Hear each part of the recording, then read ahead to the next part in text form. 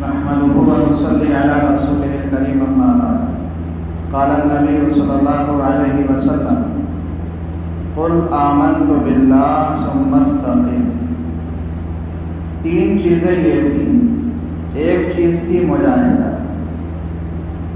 Number 2 اعمال پہ پابندی.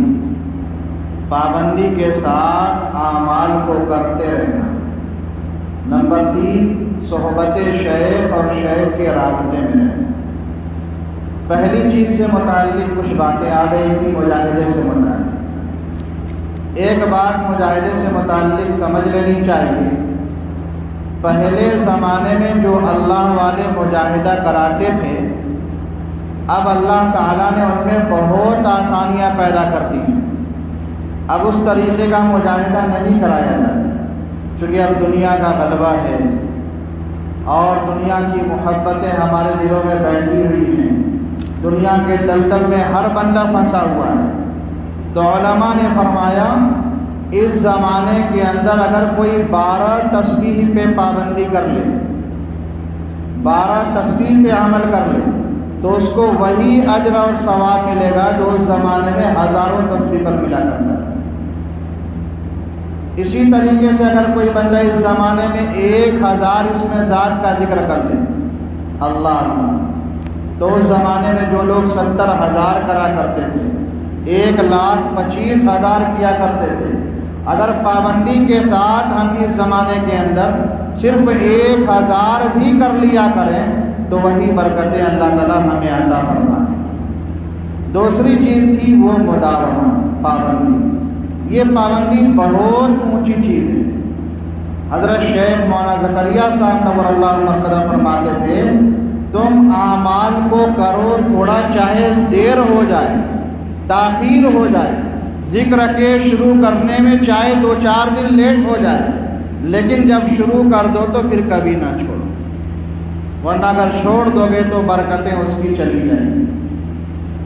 اسی طرح کا ایک سوال ایک صحابی رسول سفیان ابن عبداللہ الثقفی رضی اللہ تعالیٰ عنہ نے نبی اکرم صلی اللہ علیہ وسلم سے کیا کہ پیارے پیغمبر آپ یہ بتائیے کہ کون سا ایسا عمل ہے جو جامع ہو، شریعت کا خلاصہ اور نچوڑ ہو. آپ ایسا عمل بتا دیجئے کہ میں اس پہ عمل کرتا رہوں اور آپ کے بعد کسی سے پوچھنے کی ضرورت نہ پڑے. پوری شریعت کا نچوڑ پوچھ لیا کہ آپ مجھے ایسا عمل بتا دیجیے جس کے اندر شریعت کا پورا خلاصہ ہو اور آپ کے بعد کسی سے مجھے سوال کرنے کی ضرورت نہ پڑے. نبی اکرم صلی اللہ علیہ وسلم نے ارشاد فرمایا قل آمنت باللہ ثم استقم. تم کہو میں اللہ پر ایمان لایا اور پھر اس کے بعد تم اس پر جم جاؤ. سب سے بڑی چیز یہی ہے. علماء نے لکھا یہ حدیث انتہائی مختصر ہے، لیکن اگر بندہ ذرا غور کرے، فکر کرے تو پوری شریعت کس کے اندر آ گئی. کیسے آ گئی آپ سوچیے. قل آمنت باللہ، میں اللہ پر ایمان لایا. اللہ پر ایمان لانے کا مطلب کیا ہے؟ بندہ اپنے آپ کو غلام سمجھ رہا ہے، اللہ کو آقا سمجھ رہا ہے. ایک غلام کی ذمہ داری یہ ہوتی ہے کہ وہ اپنے آقا کی ہر بات کو مان کر چلے. تو قل آمنت باللہ یعنی ہم اللہ تعالیٰ جن باتوں کا حکم دیں گے، جن باتوں پر ایمان لانا فرض ہے، جن باتوں سے بچنے کا شریعت نے حکم دیا ہے، ان باتوں سے بچتے ہوئے ہم زندگی کو گزاریں گے، اللہ کا حکم مانیں گے. یہ ہے اس کا مطلب. اور آگے کیا فرمایا؟ ثم استقم، اس پہ جم جائے. یہ استقامت ہے کیا چیز؟ اولیاء اللہ تو یہاں پر بیٹھ کر گھنٹوں گھنٹوں روتے ہیں کہ استقامت ہی اصل چیز ہے. آج کل جو دین پر، شریعت پر، اعمال پر اللہ کی طرف سے مدد اور فیصلے نہیں اترتے، اس کی وجہ یہ ہے کہ ہم اعمال پر جمتے نہیں. کرتے ضرور ہیں لیکن مداومت نہیں ہوتی، پابندی نہیں ہوتی.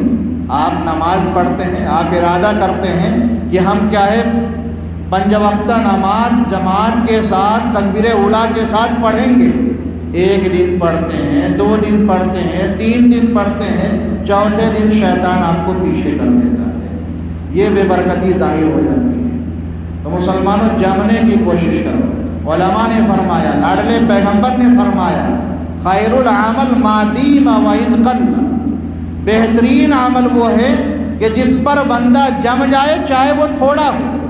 آپ 1000 رکعتیں نہ پڑھیے، 1000 نوافل نہ پڑھیے، روزانہ 5 پارے کی تلاوت نہ کریے، آپ آدھے پارے کی تلاوت کریں لیکن پابندی سے کریں۔ ایسا نہ ہو کہ ایک دن 5 پارے کی کریں پھر غائب ہو گئے، ایک دن ہم نے 100 رکعت نفل کی پڑھی پھر اس کے بعد غائب ہو گئے۔ آپ روزانہ 2 رکعت پڑھیں، 4 رکعت پڑھیں، لیکن پابندی کے ساتھ پڑھیں۔ اس پر وہی برکتیں آپ کو اللہ تعالیٰ دیں گے جو 1000 رکعتوں پر ملتی ہیں۔ یہ ہے کیا ہے؟ استقامت۔ حضرت امام رازی رحمہ اللہ فرماتے ہیں، الاستقامت امر صعب، استقامت بہت مشکل کام ہے، بہت مشکل معاملہ ہے، اور یہ اللہ نے فرمایا 1000 کرامتوں سے بہتر استقامت ہے۔ کسی کی کرامتیں ظاہر ہو رہی، 100 کرامت ظاہر ہوئی، 200 کرامت ظاہر ہوئی، 1000 کرامت ظاہر ہوئی، فرمایا اس سے بڑھ کر یہ ہے کہ تم اعمال پہ جم جاؤ۔ امام غزالی رحمہ اللہ فرماتے ہیں، استقامت پلسرات پہ چلنے اور گزرنے سے زیادہ مشکل ہے۔ پلسرات پہ گزر جانا یہ آسان ہے، لیکن استقامت اس سے زیادہ مشکل ہے۔ آپ اندازہ رکھو، پلسرات کا معاملہ تو انتہائی نازک ہے، جہنم کے پشت پر بچھائی گئی ہے اور بال سے زیادہ باریک، تلوار سے زیادہ تیز ہے۔ وہاں قدم رکھنے کے لیے ہر بندہ تھرائے گا، کانپے گا۔ فرماتے ہیں اس پلسرات سے گزر جانا، اس کو پار کر لینا یہ آسان ہے، لیکن استقامت اس سے بھی زیادہ مشکل ہے۔ تو مسلمانوں، آپ سے درخواست یہی ہے، اگر ہم اللہ کی برکتیں چاہتے ہیں، اللہ تک پہنچنا چاہتے ہیں، اللہ کا قرب حاصل کرنا چاہتے ہیں، کام تھوڑا کرو لیکن جمو، کام تھوڑا کرو لیکن جمو۔ 5 وقتہ نمازیں پابندی کے ساتھ پڑھ لی، اوابین کی کچھ رکعتیں پڑھ لیجیے، اشراق اور چاشت کی رکعتیں کچھ پڑھ لیجیے، بہت ہے۔ اگر پابندی کے ساتھ آپ اتنا کر لیں گے تو سمجھو بہت کچھ کر رہے ہیں۔ اور اشراق اور چاشت کے بارے میں ایک بات عرض کر دوں، محدثین کے یہاں یہ دونوں نمازیں ایک ہیں۔ اگر کوئی بندہ اشراق کے وقت سو جاتا ہے، وہ 10 بجے 11 بجے اٹھ کر 4 رکعتیں 6 رکعتیں پڑھ لیتا ہے، تو محدثین فرماتے اس کو اشراق اور چاشت دونوں کا ثواب ملتا ہے۔ اور یہ اللہ کا معمول یہی ہوا کرتا ہے کہ وہ رمضان میں رات بھر اللہ کی عبادت کرتے ہیں اور فجر کے بعد وہ سو جاتے ہیں، پھر 10-11 بجے اٹھ کر کیا نوافل میں، مولانا خلیل احمد صاحب محدث سہارنپوری حضرت 9 بجے اٹھ کر کیا نوافل میں لگ جایا کرتے تھے۔ تو اس وقت آپ اٹھ کر پڑھ لیں گے، دونوں چیزوں کا آپ کو ثواب مل جائے گا۔ اور رمضان کے علاوہ آپ کوشش کریں کہ ہم اشراق بھی الگ پڑھیں، چاشت بھی الگ پڑھیں، لیکن اگر نہ ہو تو ایک ہی وقت میں دونوں کی نیت کر کے آپ پڑھ سکتے ہیں۔